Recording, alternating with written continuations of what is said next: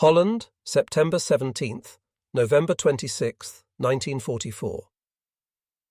As I neared the ground, the thousands of parachutes near and far looked like so many jellyfish floating in the Warrenton boat basin back home.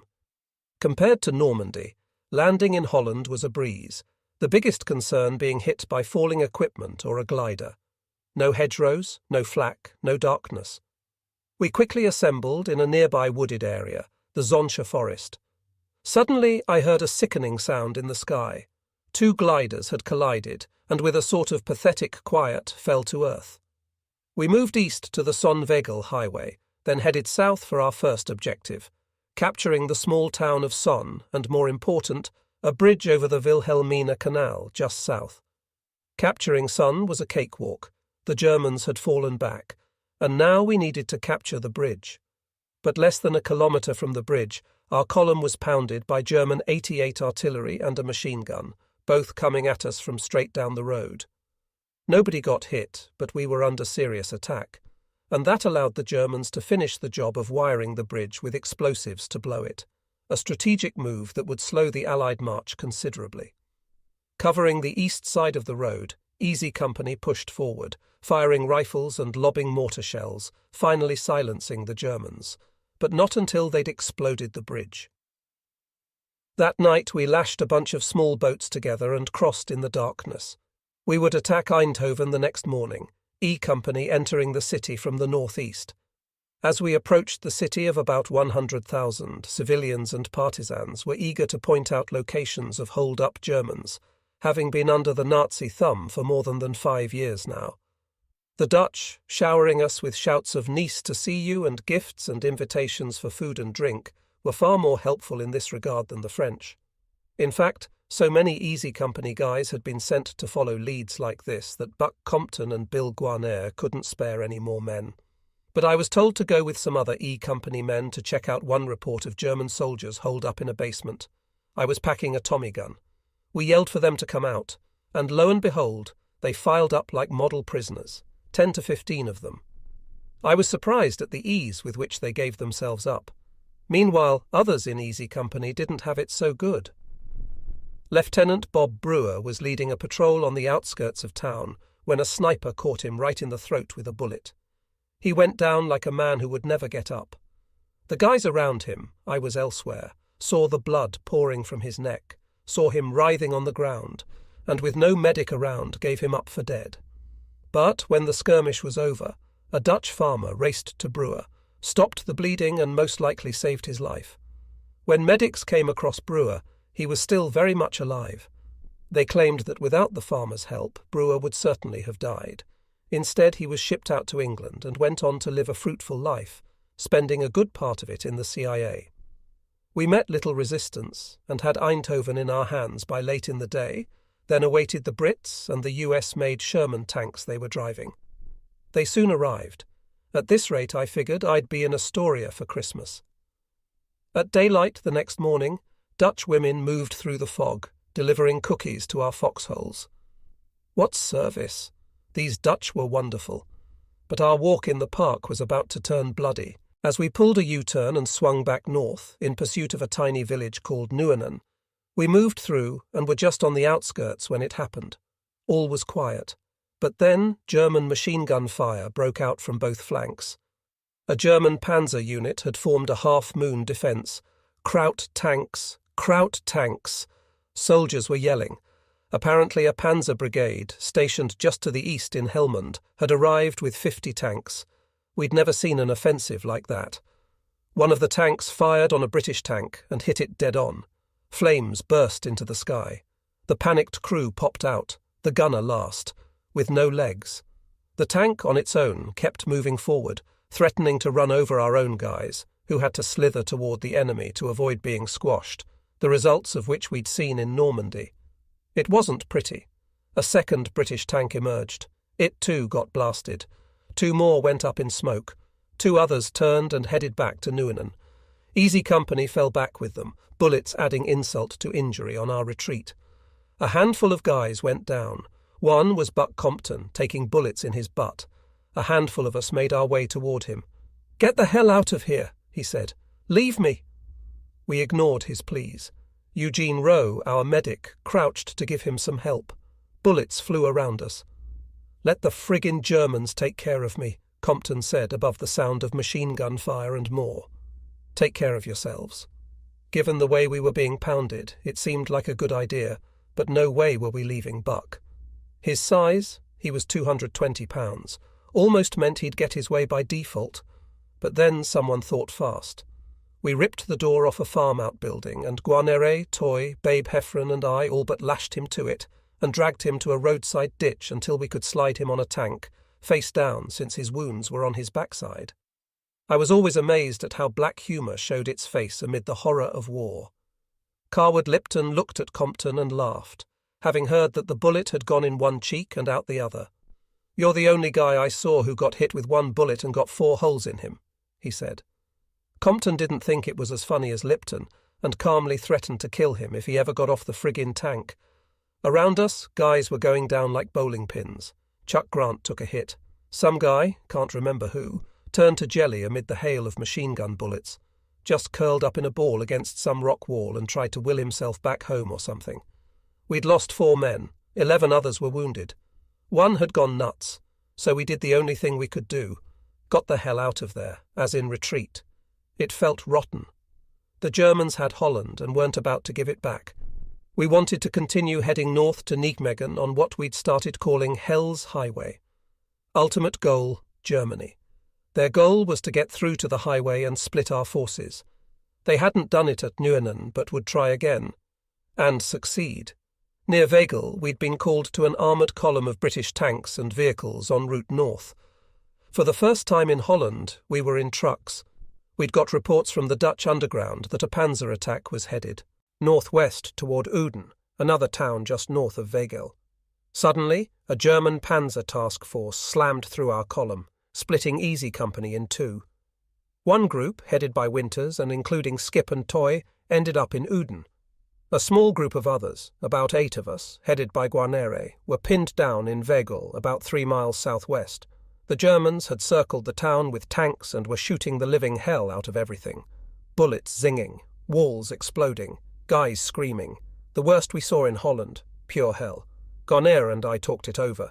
We needed to locate the F Company commander and explain our dilemma. Tell him we could, if he wanted, join up with his group. The officer told us to keep under cover. He'd let us know if we could be of use. We wound up in the cellar of a house packed with Dutch family members and neighbours on the north fringe of the battle lines. Outside, shells, bullets, mortars and grenades had turned the quiet town into another stop on Hell's Highway. The noise and pounding wouldn't stop. We thought we were goners. Men and women were sobbing, praying. Children were crying, the works. Not that we soldiers weren't about to pee our pants too. For all we knew, the rest of our company had been blown from here to Hell's Half-Acre, and before long the front door would get busted down, and we'd all be learning our Heil Hitlers. Or worse. Later, we learned that the others in our company had assumed the same thing about us, that we were all goners. The pounding went on for hours, overnight, wait and wonder, minute by minute, hour by hour. Would we ever get out of here alive? And what about the rest of Easy Company? Were they even still alive? In the afternoon, things quieted down outside. Guarnere came to me. "Come with me, Malark. We're going to do some sightseeing." We put on our helmets and went up the stairs. Slowly, Bill turned the handle of the door and swung it open. We crept outside, taking cover wherever we could. You didn't have to be Einstein to know we were surrounded. An occasional round of machine gun fire tattered in the distance. A shell kaboomed a block away. A bullet pinged here and there. Safer, yes, but still not safe. Then I saw one of the most amazing things I'd ever seen in war. A British tank crew parked in the street, enjoying their 4 o'clock tea. Finally, some British planes, Beaufort tank busters, started diving on the German tanks on the perimeter of the town, and with help from British tanks and 506th Infantry, the Germans were driven off. We survived, though we were fairly sure the rest of the company hadn't fared as well. Later, after we'd left the cellar and holed up in an orchard, we'd learn Winters and his guys had dodged Death's bullet too. Behind enemy lines, Winters had stood in the belfry of a church in Uden, observing the battle in Wegel several miles away, fairly sure we were either dead, wounded, or POWs. Both sections of Easy Company came out nearly physically unscathed, but emotionally taken to our limits. When we met up, both platoons thinking the worst had happened to each other, it was a rare moment of relief, a moment that reminded us to never take each other for granted. We'd cheated death on that day, but we wouldn't be so lucky in the future. We hunkered down in a drizzle. It was cold. The guys who'd been with Winters at Uden dug shallow foxholes. Those of us who'd just had the daylights shelled out of us dug so deep that we hit water. We pulled our raincoats over our shoulders and tried to sleep. For now, the Germans hadn't been able to hold Uden and Wegel. I thought about those British officers stopping for 4 o'clock tea beside a tank, a skirmish being fought in the distance. But after those tank busters saved our butts, I wasn't about to bash the British for tea drinking amid war. On that day, they saved my life. Several days later, a German force cut the road again north of Wegel. E Company was intact, just north in Uden, and was sent out to attack the Panzer unit from the east. We were working with British tanks and had reached a pine thicket several hundred yards off the Wegel-Uden highway. Suddenly, from west of the road, like a shark half hidden in the shallows, a Tiger tank emerged, with just its turret and 88 barrel showing. We had 5 Sherman tanks, being run by the British, attached to our company. Someone ran for our British tank commander and took him to a sandy knoll, where the Tiger could clearly be seen through a small opening in the trees. He radioed for one of our tanks to come up. It spun its tracks so its 75mm cannon could get a bead on the turret of the Tiger. That done, the commander suddenly did a tactical about-face, saying he didn't want to fire from that position. "He'll get only one shot from here, and if he misses, the Tiger will take him out," he said. No, he had a better idea. He had the 5 tanks line up about 100 yards to the south, in a narrow strip of pines. They'd move through the trees and open fire from the edge of the trees before breaking into the sandy field. We, the 2nd platoon, would space ourselves between the tanks for an assault across the field to the Wegel-Uden highway. It proved to be a terrible mistake. The Tiger had seen our tanks in the thicket and picked off each of the 5, boom, boom, boom, boom, boom, like a state fair shooting gallery. When the first one was hit, a big chunk of hot metal hit me in the side of the leg. It tore a leg pocket but didn't hurt me. Meanwhile, the tanks were ablaze and guys inside screaming. With help from others, I climbed the turret of one and pulled out a couple of guys from the panicked British tank crew. Not easy, since a couple of them were on fire. The commander's hands had been blown off. We threw blankets and sand on them to douse the flames and left the men for the medics. Their future didn't look good. We headed out into the open, machine gun bullets tattering the sand. One of our guys, a lieutenant, went nuts and just buried his head in the sand. Froze up completely. Scared to death. Sergeant Bill Guarnere was screaming at him to get his act together. "You're supposed to be leading the damn platoon," he yelled. When it was over, Winters got that officer right out of there in a hurry. He was later seen at an aid station, shot through the hand, the wound suspected of being self-inflicted. I found some cover and started launching mortars at a German machine gun position. "You got it," yelled Winters. "Great shot." In the distance, the Tiger, having made quick work of the Shermans, pulled out. We might have been mowed down like fish in a barrel, but its machine guns were useless because the crown in the road blocked his line to us. Sometimes in war, your life is spared by strange things, in this case by a Dutch engineer who crowned a road for drainage. Operation Market Garden seemed as if it was becoming a waste of time, and of men. We'd lost about 24 since the jump into Holland. James Miller, Raymond Schmitz, and Robert Van Klinken had been killed, others, like Buck, wounded. We hadn't gotten the bridge at Sun because the Germans had already blown it, hadn't been able to get through at Nuenen on our way to Helmond. For the first time, we'd been forced to retreat. It was raining, nothing new for Holland. The British food was rotten. It was harvest season, lots of fruit and pears. But you didn't smell that fresh fruit as much as you smelled mud and rancid water. Ditches were always full of water in Holland. Mail call. It had been so long since I'd gotten a letter I'd almost forgotten what they were. Not that my one piece of mail was an emotional boost. It was an Oregon ballot. I'd be voting for the first time, probably because an uncle whom I respected so much, Hugh Lacey, was violently opposed to Roosevelt. I voted for Thomas Dewey. I cast my ballot, sealed the envelope, and was standing around a campfire with the others when, blam, a gun went off nearby. Sergeant Mike Ranney started cussing a blue streak. He'd shot himself in the leg, just below the knee, with the bullet lodged at his ankle bone. "There goes my damn battlefield commission," he said with clenched teeth. Nobody coveted the prestige of a commission more than Ranney. He was an apple shiner from the word go. And you couldn't help but wonder if he'd perhaps quietly been promised something from Winters for being one of the point men on the Sobel ouster. Though he'd never get that commission, he would recover, and never have to fight another day in his life. Not in Holland, not in Bastogne, not anywhere. All because of a bullet in the leg fired by a gun he'd pulled the trigger on, apparently accidentally. Looking back, I've sometimes speculated whether it was Ranney's injury, and his being shipped back home, that got me thinking about the same thing around that campfire near Bastogne. We moved onto the island on October 2nd, 1944, by truck, in the night.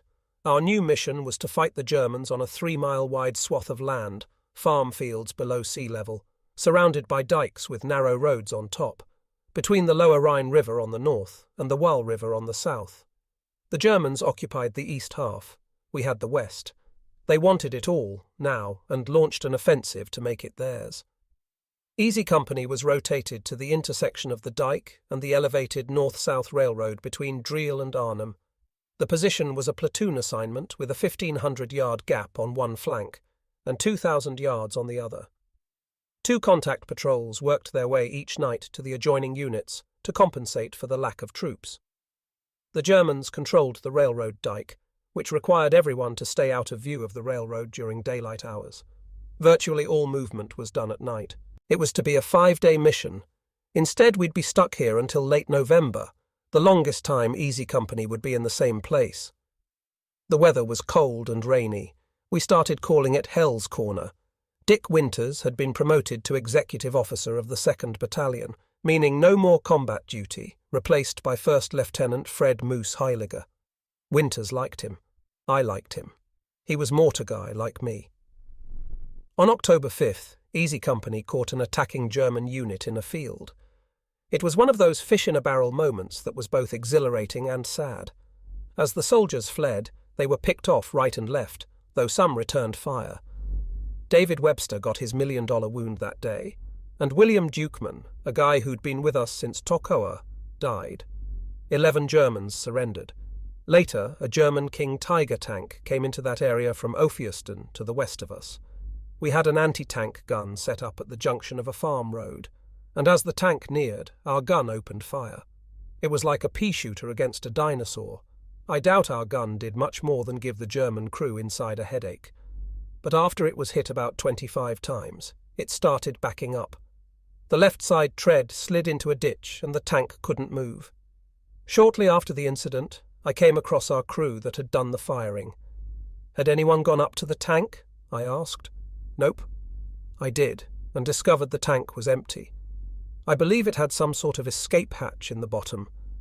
The next day I came back with a screwdriver and ripped off the manufacturer's plate, thinking it would be a good souvenir. I sent it home, just one of many items that my folks would leave behind when they moved from the cabin. On October 23rd, one was called in by Heiliger for an unusual mission.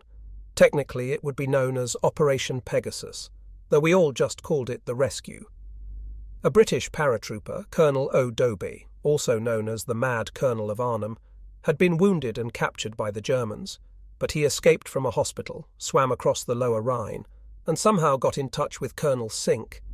Some 125 British troops, 10 Dutch resistance fighters, and 5 American pilots were hiding out with the Dutch underground beyond the lower Rhine. Could E Company help? Heiliger agreed to a daring rescue attempt.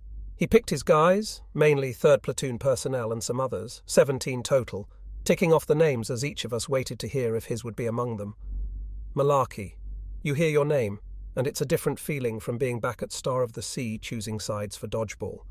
It means putting your life on the line, in this case for a bunch of guys you didn't even know. But this wasn't Star of the Sea. This was the military. So even though you were dog-tired and a little worried, you did what you were asked. Currahee. We stand alone together. It would be like nothing we'd ever done before. cross the Lower Rhine in darkness, and bring back more than 100 people who were behind enemy lines. It seemed simple on paper. 2 easy company riflemen per boat, my partner to be Herman Hack Hansen, a guy from Chicago whose nickname came from some baseball player he liked. He was a happy-go-lucky guy who'd do anything for his pals. Dobie had somehow maintained phone communication with the underground. Each night before the rescue attempt, the escapees would creep closer to the north bank of the Lower Rhine. So they'd know where to gather at the river's edge. Each night at midnight, on our side, a British 40mm Beaufort gun would fire tracer bullets. And on the actual night of the rescue, British artillery would fire incendiary shells into the high ground west of Arnhem to provide a background of fire that would silhouette those being rescued on the river's north banks. So we hidden the night before the crossing in an inlet formed from high water surging into the orchards. Surrounded by trees like that, the boats couldn't be seen by German air surveillance or through field glasses from across the river. At about 1 a.m. on the night we expected the signal to go, I was leaning up against one of the orchard trees, my back to Hansen on the other side. My gut was churning a little bit more than usual, and not because of the rotten food. Having practically grown up on the Nehalem River, I was comfortable on water. But then, I'd never had to rescue people in the black of night, right out from beneath the enemy's nose. That's the thing about war. You never knew what was going to be thrown your way. A drop from a plane, an attack on an artillery nest, a rescue across a river. The only common thread was the chance that this time you'd be among those not coming back. In war, chance follows you like the stench of your uniforms wherever you go. "This'll be a miracle if it works," I whispered to Hansen. I'd hardly gotten the words out when we saw something flash in the distance across the river. "Malark, it's the light," he said. "Time to go." A red flashlight was blinking the V for victory signal, our signal from the rescuers to come. Machine gunners from the 2nd Platoon positioned their guns in case things went south and we needed support, though, at night, such an exchange meant a high chance of us getting riddled by friendly fire. No 2 ways about it, this was a high-risk, high-reward operation. We slid into the boats, nearly 20 men in about 8 to 10 craft, and as quietly as possible, started to cross. We were the lead boat heading across the river, which was about 50 yards wide at this point. One oar splashing a bit too loudly, one Tommy gun clinking against another. Hell, one sneeze. And for all we knew, Germans' outposts could open fire and send us all to the bottom of the river. About 15 minutes passed. But about 10 yards from the north shore, I lowered my eyes just below the bow and could see figures huddled on the bank, the fires from the incendiary bombs giving us just enough light to see silhouettes of them. I eased myself off the bow, about waist deep, and held the boat. A group of soldiers, many British with red berets, were huddled together. "You, our passengers?" I whispered. Yes, thank you so much," one whispered back. Others patted Hansen and me on the back. Thank you. We helped about a dozen get into our boat. Most of the escapees were British paratroopers, but in our boat we had 2 American pilots and a British tank sergeant commander from the 7th Armoured Division, who were known as the Rats of Tobruk after their gutsy fighting in the sands of North Africa. Once we got to the south shore, we left the boats on the bank and took the escapees over the dike to a facility set up just for them. En route, the tank commander turned to me. "Sergeant," he said, "thank you for rescuing us. Good to be alive, but I've had it. No more combat. This is the 5th time my wife has been a widow, and that's going to be the end of it." The entire operation had gone off without a hitch. As the stories unravelled, we were amazed to learn that the escapees had, with help, been infiltrated through Germany units, day and night, coming from a variety of directions. It had all been coordinated by Dutch women in concert with the underground. Some had moved down to the river's edge from as far as 50 miles away, and now all was safe. Bill Guarnera, the kid from Philly, thought he knew how to ride a motorcycle. He was wrong. He busted up a leg after trying his luck on a German cycle and was sent back to England to recover. Suddenly I found myself replacing him as acting platoon sergeant. We got hit hard in an artillery bombardment. E and F companies splintered with 18 wounded, though none died. And we lost Lieutenant Heiliger, accidentally gunned down by one of our own guys on a dike one night. He didn't die, but busted up pretty bad. He too was sent to England. His replacement was Norman Dyke Jr., an East Coast blue blood with no combat experience, who would later freeze like a popsicle in the midst of an assault. In Holland, I'd cross paths with Skip Muck 2 or 3 times a week, more if we were back in reserve.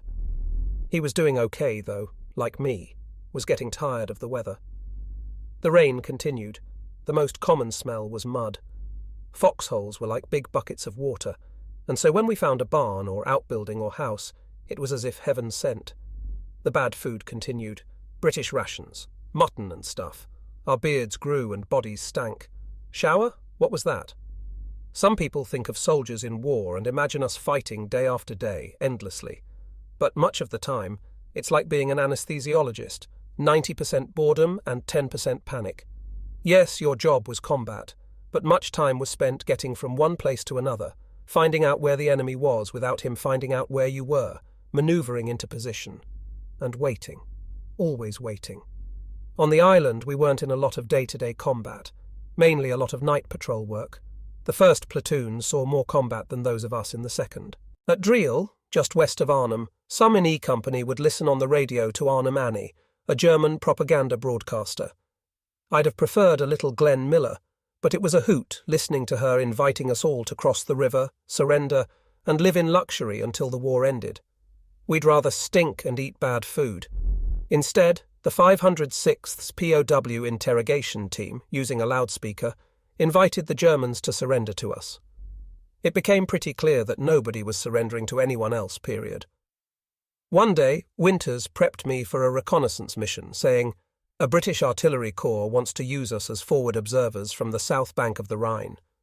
Knowing that the British usually used their trained observers for missions like this, I was my usual blunt self. "What the hell do I know about artillery observation, Captain?" I wasn't afraid of penetrating enemy lines, but was just not a specialist at it like some others. "Funny, I asked them the same question," said Winters, and they said all they wanted was vehicular movement detected between Arnhem and Wageningen. "I'm choosing you." Soon, I was huddled with Winters and British artillery officers, going over maps and aerial photographs. "You'll need to build a camouflaged duck blind as an observation post," one said. "You need good visibility of the tree-lined east-west road. Report all vehicle movement and identify it in relation to pre-designated landmarks. Report by radio to one of our officers who will be with Winters, south of the dike." I nodded an assurance that looked more confident than it felt. But I'd have my old buddy from the northwest, Rod Bain, along with his radio and rifleman Eugene Jackson. Good guys, both. The operation would take place the following day, with my moving into the orchard an hour before daylight. The nightly outpost would remain in position until we relieved them. But about 4:30 a.m., as I was saying goodbye to Winters, in walked the guys on that outpost. "What the hell are you doing here?" I said. "We thought it was time to come in," said the corporal of the outfit. I looked at him with disgust. "You thought wrong." Then I walked out.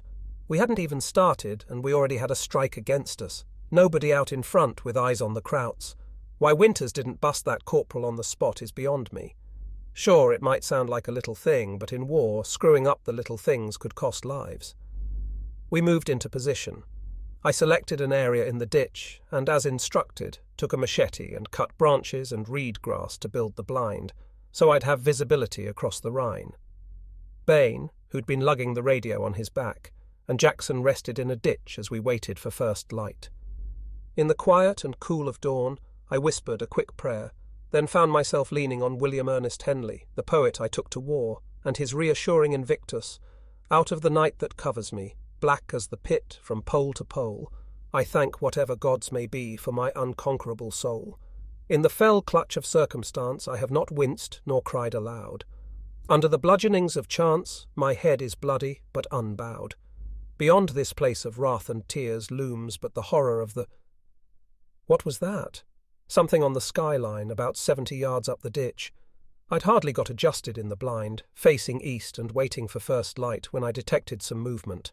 I kicked Jackson, who was behind me, and whispered to him about something moving in the ditch. He, in turn, alerted Bain. I switched the safety off my Tommy gun and got behind an orchard tree on the edge of the ditch. There was the movement again, a head bobbing up and down. I challenged him with our password. No response. I fingered the trigger. But given what had happened to Heiliger the other night, I held back. Wrong choice on my part. A German police dog, a Doberman Pinscher, was suddenly sniffing the barrel of my gun. Shoot the dog pronto. I remembered that lesson from somewhere back in training, but for some reason I didn't. I challenged the soldier again. Then, in the murky darkness, I heard a frightened shout, "Me, friend!" Something was being waved, something white. "Jackson," I said, "move up the ditch and be ready to fire. I'll use the Tommy gun if there's trouble." He scurried up the ditch, then turned his head. 8 Krauts, Malark. 8 Krauts who wouldn't be here if our outpost hadn't left its position, leaving us wide open. I popped up, saw them, and with my Tommy gun kept them covered while Jackson searched for weapons. Suddenly, I saw him deck a soldier with the butt of his rifle. "The hell you doing, Jackson?" I said. Sobey was hiding a P-38. "Bain, get up here!" I yelled, fearing trouble. The German patrol was scared stiff, begging for mercy, thinking we were going to kill them. Thinking, apparently, that more troops were nearby and missing the truth, that we were more than a mile from the rest of our outfit. These guys could have taken us in about 2 seconds. Instead, they'd dropped their arms in a ditch and surrendered. Bain scurried up to my side. I didn't like this situation. 8 prisoners and a full day of light ahead of us in open country. It spelled danger for us. Maybe we'd need to hold them until dark. "Get Winters on the radio and find out what he wants us to do," I said. Winters wanted them back for interrogation. Now. Great. We wanted to live to see another day, but an order is an order. We had about 600 yards of flat grazing land to traverse, most of which would be in full view of German forces on the north side of the Rhine. We lined up the prisoners, facing the dike, with Bain on the right flank, Jackson on the left, and me following with the Tommy gun. I'd already made up my mind. If we got into serious trouble, I'd have to kill all 8. I had Jackson mount his bayonet to further convince them that we didn't want any funny stuff. I hardly knew any German, but thought Mach schnell meant run fast. It worked. I shouted like hell and pointed to the dike. We scrammed out of the ditch running at a full gallop, dog included. I thought Bain, lugging the radio, would have a heart attack. Then I remembered Currahee, how he used to charge up that mountain with ease. Still, any moment I expected machine gun fire. Nope. We got them to the dike, well out of effective gun range. As we had them clamber up the side of a cobblestone dike, the Germans' hobnailed boots pounded on the stone. So much for keeping quiet. I ran to the front so our outposts would spot me. Not that I had supreme confidence in our out-front folks after their bonehead move earlier that day. I just wanted them to know it wasn't all Germans. I'd already seen enough of our men confused with the enemy. I didn't want the 3 of us to join the ranks, and we didn't. We got the prisoners to division without incident. By now it was late October, and we'd been in this soggy and sometimes deadly game of cat and mouse amid the dikes of Holland for nearly 6 weeks. War wasn't like a salmon-seining job, where you knew when the whistle would go off to say stop for now. War was more like musical chairs. You knew ultimately it had to end. You just didn't know when, where, and at times if, a possibility that seemed to be increasing as early November arrived. We stayed in an old farmhouse surrounded by lots of elm trees. From time to time, we'd send patrols to outposts in the woods. One night, Winters wanted Bain, Jackson and me to go into the woods for a good part of the night to see if we could detect any German movement on the railroad.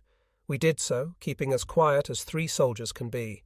Suddenly, mortar shells started hitting in the nearby elm trees. The radio squawked. "What's going on?" said Winters. "Mortars," I said. "Get back here now, Malark. No fooling around." After talking it over, we were almost sure the Germans had planted some sort of sophisticated listening device that had picked up the sound of us. There's no other way they could have known we were there.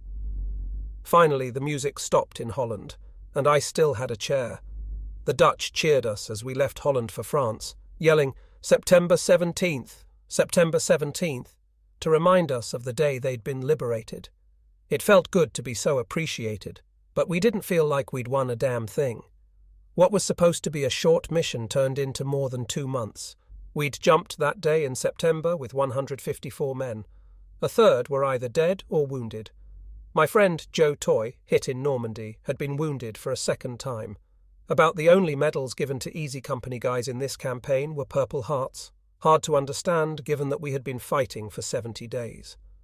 In retrospect, it was the waste of a top division. I didn't have much respect for the British General Montgomery. He'd kept the 101st and 82nd in Holland far too long. When it was over, Dick Winters came to me and asked if I had anyone in the platoon to recommend for a medal. Seems the British felt they should be issuing some medals to the 101st. I believe he was fishing for me to nominate myself, and frankly I thought maybe I should. "No, sir," I said. "Nobody." The knock on the door. Mourmelon, France. Bastogne, Belgium, November 26th, December 18th. When Easy Company, half asleep in a convoy of trucks after a 14-hour ride, rumbled into Mourmelon-le-Grand, France, I was too damn tired to think about anything other than a shower and something soft to sleep on. Only later would I realize that I was in a place not far from where my Uncle Gerald had died 26 years before. Château Thierry was just next door. Camp Mourmelon, outside the village of Mourmelon-le-Grand, near Reims, was full of history. Julius Caesar and his Roman legions had been here nearly 2,000 years before. Beyond the camp, you could see remnants of World War I. The artillery craters and trenches and the churches, many featuring ornate memorials for those who had died in these fields. Strange how history repeats. My uncles, Gerald and Bob, had fought in the war to end all wars. A lot of Easy Company guys' dads and uncles had done the same thing. A quarter century later, here we were, back at it. The wars don't end. The ones fighting them end. I didn't want to wind up like my uncles. In fact, somewhere deep down, I think I was on a quiet crusade to show them I could make it, not to somehow shame them for not making it. No, it was almost as if they were with me in all this, and my making it would say, "Look, we, the Malarkey boys, we made it." Not that a sense of history hit home with most of the 506th. For most soldiers, in late November 1944, this place was just the next holdover camp before our next fight. Probably a jump into Germany in the spring, we'd heard. Replacement soldiers were now sprinkled among us, wide-eyed kids either craving or scared to death of facing combat. They were only a couple of years younger than us, but in some ways boys among men, given what we'd seen since June. We also got some of the wounded back, among them Joe Liebgott, Bill Guarnere, Thomas McCreary, and my pal Buck Compton, whose butt was on the mend. "Hey, Malark, thanks for the barn door ride back in Holland," he said. "Now aren't you glad we didn't leave you?" I said. "There's talk of New Year's Eve in Paris." Compton's eyes lit up. So did mine. We turned in our uniforms, which, after the reign of Holland, hung on us like damp moss. Got paid, finally. Spiffed up the camp, removing all the propaganda that the Germans had slapped up while they were stationed here during their occupation of France. Did some light drills. And though I wasn't among them, practiced for the Champagne Bowl, a football game that was to be played Christmas Day. The food was light years better than whatever that was in Holland. On my way out of the mess hall one night, I stumbled on what looked like a good craps game, a good sign just after payday. I stopped and watched while a hot shooter piled up huge winnings. Hell, I thought, he can't continue to throw passes like that, so I started fading the shooter, covering his bets. So much for that idea. In a few minutes I was flat broke, an uncommon condition for a guy who usually cleans up. "You idiot, Malarkey! How stupid of you to blow all your money without even shooting the dice!" I stopped by to see Skip, by now a non-com like me, in the house we sergeants were staying in. A dice game was going on. "Want to go gamble?" I asked. "I'm tired of being broke all the time, Malark." I felt bad for the guy. While I was sending money home to my mum, he'd been sending his money home for a nest egg for him and Faye Tanner after the war. After paying off some debts, he had only $60 left. I knew I could win us some loot with that. Never mind that I'd just lost $60 faster than Burr Smith could load an M1.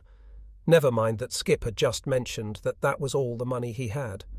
Remember, I was the guy who'd raced out into that open field in Normandy, dancing amid bullets, to get a Luger that I never even got. In other words, prone to risk everything on some cockeyed idea. "Skip, loan me your dough and I'll triple it for us both," I said with typical Malarkey bluntness. Muck looked at me and frowned, then shook his head and smiled that wonderful Skip Muck smile. He either had a loose screw or lots of faith in me, because he then stuffed $3.20 bills in my hand and said, There you go, Mai. Go win us some big bucks. Woodrow Robbins, who had a professional gambling background, was in the game. Within 15 minutes, Robbins and I had all the money from the other 5 or 6 players. Hey, Malark, let's go to the NCO club and try our luck, he said. We did. I started out hot and stayed hot, gathering in dollars, pounds and francs, as if they were Chinook, Coho and Sockeye in those Columbia River seaning nets. I got up to $3,000 in earnings, then $5,000. I was half afraid to walk out of the club, thinking I'd get jumped. I returned to the barracks. Here's your $60, Skip, I said. Thanks for the loan. Any time, Malark. How do you do? Well, put it this way. Here's your tip. I peeled off $500 for him. His eyes bulged. Are you kidding me? Hell, with this fay and I can honeymoon in the Poconos for a month. I slapped him on the back and headed for my bunk to get some shut-eye. Things were looking up. Our stock of champagne from nearby Reims was up to 25 quarts. The war was going well. The German Luftwaffe had all but been destroyed, meaning no blackout conditions were in place. We were going to be spending Christmas in a camp with hot showers and food far better than what we'd just left. Maybe New Year's in Paris. Other than being home, what more could a guy ask for? The knock on the door came in the middle of the night of December 18th. That knock opened the door to the worst misery of my life. When you think about it, that knock has haunted me for more than 6 decades. A knock I wished to God would never have come. I rolled over and looked at my watch. 2 a.m. What the hell was going on? The other sergeants in our barracks rubbed faces, stretched arms, tried to shake off hangovers. It was some yokel from division headquarters. Get ready to head out. A major German offensive is underway somewhere in Belgium. Caught us with our pants down. Already put a hell of a dent in our line. So pile all your personal items in the middle of the living room and report to company supply to get whatever you can in terms of equipment. Nobody said much of anything or started scurrying around. Now. Okay, we mumbled. Later that day, we formed into platoon and company formation to check ranks and weaponry. Pants down is right. Major General Maxwell Taylor was back in the States at a conference. He'd been replaced by Brig General Anthony C. Tony McAuliffe. We'd turned in all our gear for repairs after Holland, and little of it had been fixed. We were short on guns. Hell, we'd been training replacements with broomsticks. We weren't prepared to go fight anywhere at this point, much less someplace cold. We'd been given the same light uniforms we'd used in Holland.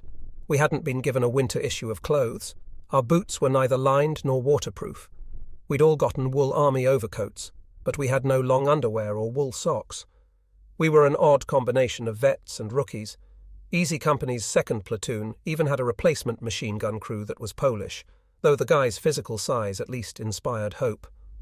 While standing at ease, the gunner picked up the .30 caliber machine gun as if it were a cap gun. We were starting to load into high-sided cattle trucks, a few hundred of them, when I remembered the money. I had well over $3,000 in my money belt that I wasn't exactly thrilled about taking into combat with me. I scrambled around and found Compton. "Buck, can you take care of this? Get it put in a safe place?" He found a division fiscal officer who said he could take the money as a soldier's deposit, but it could only be returned to me on discharge. I had no choice, stuffing a receipt for $3,600 in my pocket and thinking that someday, instead of washing dishes at the Liberty Grill or tossing salmon on the Columbia, I might finish at the University of Oregon and get a decent job. Late in the afternoon, we loaded into a large convoy. It was cold. Soldiers were blowing on their hands. All sorts of rumors spun through the ranks. The Germans had run over an entire American army and couldn't be stopped. Worry hung in the air like the fog of our breath. "Guess this means football practice is cancelled today," muttered someone. A truck with Skip Muck in back rolled by ours. I nodded and half smiled. He did the same back. So much for hot showers, the Champagne Bowl, and New Year's in Paris. More info spread. The Germans, the same guys we'd thought were too busy licking their wounds en route back to their homeland, had launched a counter-offensive. They'd blasted a hole in the Western Front, and American forces were retreating. We were headed for the Ardennes forest in Belgium, where the Germans were rolling through with their eye on eventually taking Antwerp, the key Allied port in Belgium. Specifically, headed to some place called Bastogne, which had 7 roads leading to it, and so was a prized possession for an advancing army. For now, we knew it only as another place we would fight. In time, it would be known as one of the stages for the largest engagement ever fought by the US Army, the Battle of the Bulge. The Germans would have a 3-to-1 advantage in manpower and a 2-to-1 advantage in tanks. By the time it was over, 20,000 US soldiers, 2 towns the size of Astoria at the time, would be dead. But I would only seriously grieve the loss of one. Packed into a cattle truck with no benches, I couldn't help but feel as if we were animals heading off for slaughter. Given what we'd find on arrival, that wasn't far off the mark. The trip took a day and a half, our convoy stretching for miles and miles. With the high sides, you couldn't see a thing other than the already weary looks on the other guys crammed in like sardines. With rutted roads, our stomachs were jostled from here to hell's half-acre. Guys would puke in their helmets and we'd toss it over the side. It reminded me of deep-sea fishing off Astoria. I tried to stay sane by reciting to myself Kipling's Gunga Din, a gritty poem that seemed to fit, written as it was, from the viewpoint of a British soldier about a native water-bearer, the lower order who saves his life. En route to Bastogne, with little in the way of equipment, you couldn't help but feel like the lower order. The uniform he wore was nothing much before, and rather less than half o' that beyond, for a twisty piece of rag and a goatskin water bag was all the field equipment he could find. When the sweating troop train lay in a siding through the day, where the heat would make your bloomin' eyebrows crawl, we shouted Harry bye, till our throats were bricky dry. Then we whopped him 'cause he couldn't serve us all. It was din, din, din. You heathen, where the mischief have you been? You put some Juldi in it, or I'll marrow you this minute, if you don't fill up my helmet, Gunga Din. With too many helmets filled, we snaked our way through the Ardennes forest on a high plateau near the city of Bastogne. We were about 8 miles west of the Belgium-Luxembourg border. It was raining lightly, the day so dank that the countryside, sprinkled with groves of fir trees, looked like some black-and-white photo. We bailed out of the trucks a couple miles west of Bastogne, the only part of the circle around the town the Germans hadn't quite closed. We moved into the village in a route march formation, hearing artillery fire far to the north and east. Unlike in Holland, nobody was outside waving orange flags and giving us cigars and free drinks and blowing us kisses. Except for soldiers, there was no life anywhere in,